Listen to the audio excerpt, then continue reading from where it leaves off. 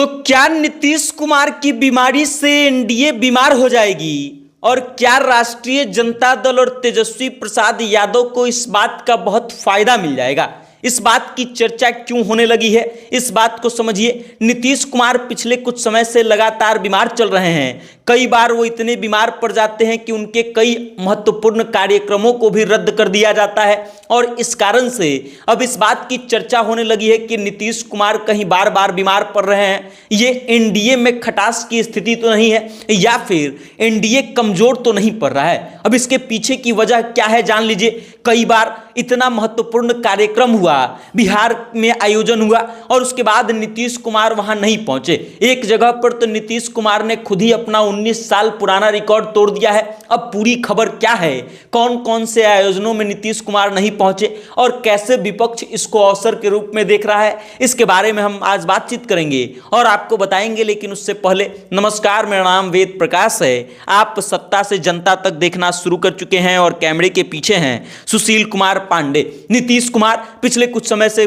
कई बार बीमार हो चुके हैं, कई बार उनका महत्वपूर्ण कार्यक्रम रद्द हो जाता है। लास्ट नीतीश कुमार गणतंत्र दिवस के परेड में शामिल हुए थे और उसके साथ ही खबरें आती है कि नीतीश कुमार अचानक से बीमार पड़ गए और उनके कई कार्यक्रमों को रद्द कर दिया गया। सबसे पहला जो हम आपको बताने वाले हैं वो यही है कि नीतीश कुमार का 19 सालों का परंपरा रहा था अब तक कि हर गणतंत्र दिवस पर वो पटना के गांधी मैदान में आने के बाद किसी दलित टोला का चुनाव करते थे, वहां पर जाते थे और वहां पर नीतीश कुमार के सामने झंडोत्तोलन होता था। नीतीश कुमार झंडोत्तोलन करते थे दलित टोला में जाकर के। ये दलितों को बांधने का एक काम करते थे नीतीश कुमार इस माध्यम से। लेकिन इस बार 26 जनवरी 2025 को नीतीश कुमार का ये रिकॉर्ड टूट गया। नीतीश कुमार अचानक से बीमार पड़ गए और इस कारण से नीतीश कुमार वहां पर नहीं जा पाए, जबकि नीतीश कुमार का कार्यक्रम तय था। कौन से टोला में जाने वाले हैं, कहां झंडोत्तोलन होने वाली है, इन सब चीजों की पूरी प्रक्रिया जो है वो तय कर ली गई थी। लेकिन एंड वक्त पर नीतीश कुमार वहां नहीं पहुंचते हैं क्योंकि अचानक से बीमार पड़ जाते हैं। उसके अलावा बिहार में पीठासीन अधिकारियों की बैठक होती है और पदाधिकारियों की बैठक होती है और उसमें भी नीतीश कुमार को जाना था, लेकिन नीतीश कुमार बीमार पड़ जाते हैं और उसमें भी नहीं जाते हैं। देश के लोकसभा के और राज्यसभा के जो पीठासीन अधिकारी हैं वो पहुंचे थे। उसके अलावा देश के तमाम राज्यों से विधानसभा और विधान परिषद के जो अध्यक्ष थे वो सब इस कार्यक्रम में पहुंचे थे। नीतीश कुमार को भी इस कार्यक्रम में आना था, संबोधन भी देना था, लेकिन नीतीश कुमार नहीं पहुंचते हैं। और उसके बाद याद कर लीजिए कर्पूरी ठाकुर की जयंती मनाई जाती है, नीतीश कुमार का तय कार्यक्रम होता है और वहां भी नीतीश कुमार जो है वो नहीं पहुंच पाते हैं। और इस बात को नीतीश कुमार के बार बार बीमार पड़ने के कारण जो है इस बात की चर्चा चलने लगी है कि नीतीश कुमार का बीमार होना एनडीए में बिखराव की स्थिति उत्पन्न कर सकता है और राजद और तेजस्वी यादव के लिए यह एक बड़ा मौका हो सकता है।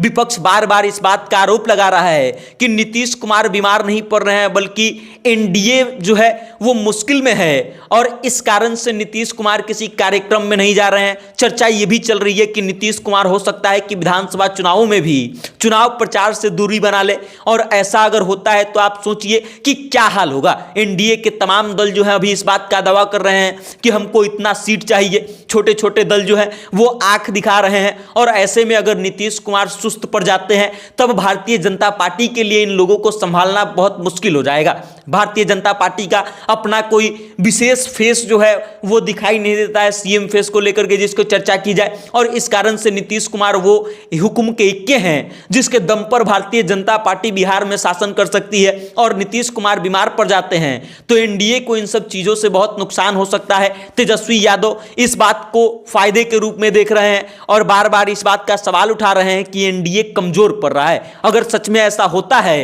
तो फिर नीतीश कुमार के बीमार पड़ने के कारण बिहार में एनडीए बीमार पड़ सकता है और हो सकता है कि बिहार में एनडीए की हालत खस्ती हो जाए। बाकी अब आप इस खबर को लेकर के क्या सोचते हैं? नीतीश कुमार के बार बार बीमार पड़ने के पीछे का कारण क्या हो सकता है? अपनी राय कमेंट करके हम तक भेजिएगा और देखते रहिएगा सत्ता से जनता तक। बहुत बहुत धन्यवाद।